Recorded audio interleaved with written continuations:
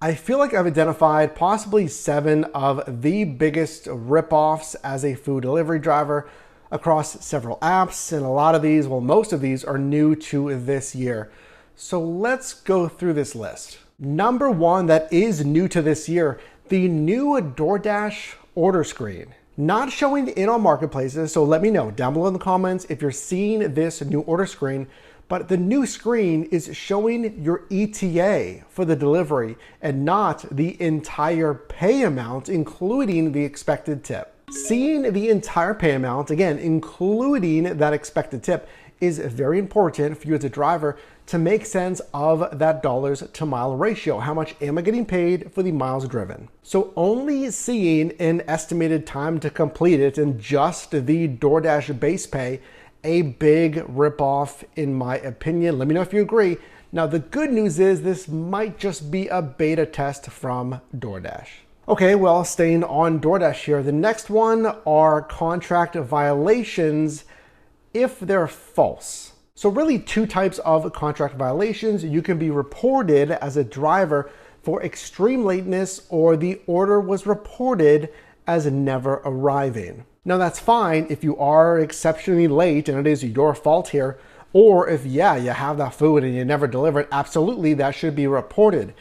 But contract violations where you're late not for any fault of your own, or there's a false report that you never delivered, that's a big ripoff. And if you collect too many of those contract violations, you can be deactivated from DoorDash. Now, I guess good news on that, those will fall off eventually, typically out of your last 100 deliveries. And I have seen driver reports that they've had 4, 5, maybe even 6 and remain active on the platform.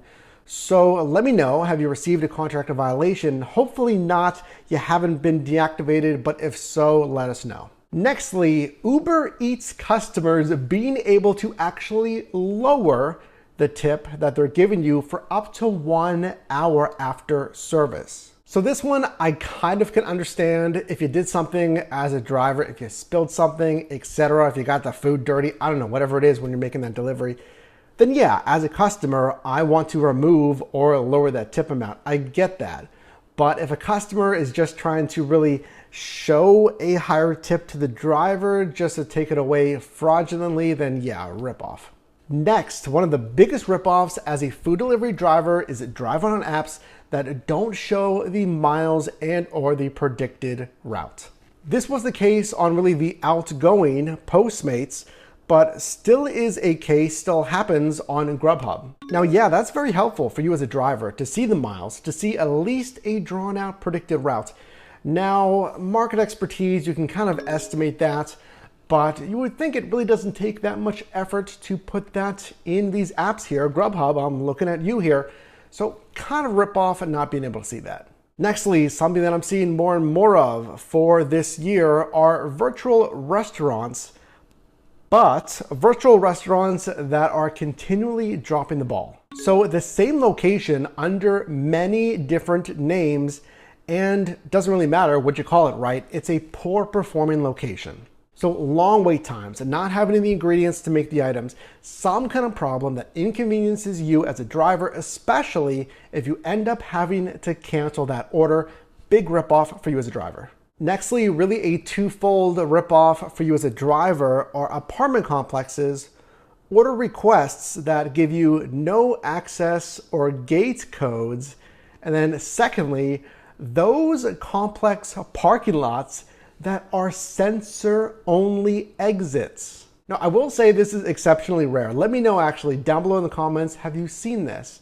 But I remember in San Diego, I was driving, I was making a delivery, and yeah, the gate was sensor-only, kind of tenant-only, and you follow a car in, because sometimes you have to do that as a driver, and I go to leave, and the exit is sensor-only as well. So I was literally stuck there. I'm sitting at the gate and you back up, you move forward, you're hoping that it's movement based, like 99% of apartment complexes, at least on the exit. Well, no, this complex was again kind of that tenant only sensor going out. So I had to wait for someone to leave as well. maybe I'll give them a pass. Maybe it wasn't the main entrance here. So just, again, let me know if you ever had that happen. And then lastly, something that I experienced just this past weekend on Uber Eats are return deliveries, again on Uber Eats here, but more so than that, the pay situation on this return delivery. So in this delivery, I had some cigarettes. It was a package delivery on Uber Eats, something that we're kind of thinking is rolling over from the acquired Postmates platform. And I'm going to make the delivery to the customer.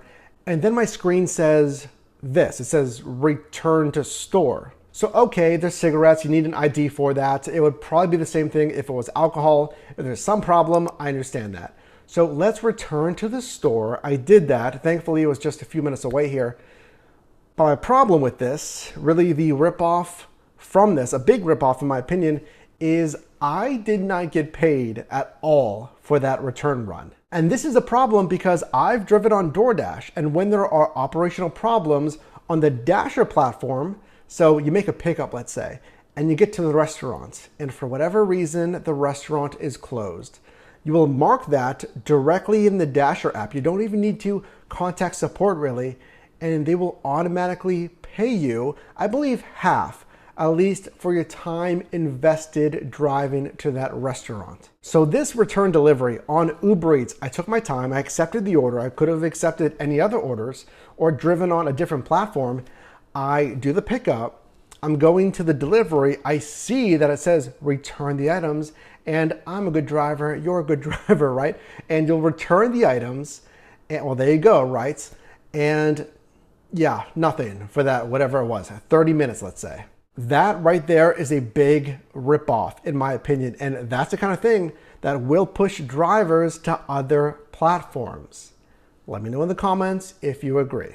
So those are just some of the biggest ripoffs as a food delivery driver, but we are a team here. Let me know your own thoughts on this and ideas down below in the comments. If you got value in this video, definitely drop me a like, and you can also click or tap the screen here for my newest video, as well as a video recommended for you, and I'll see you in the next one.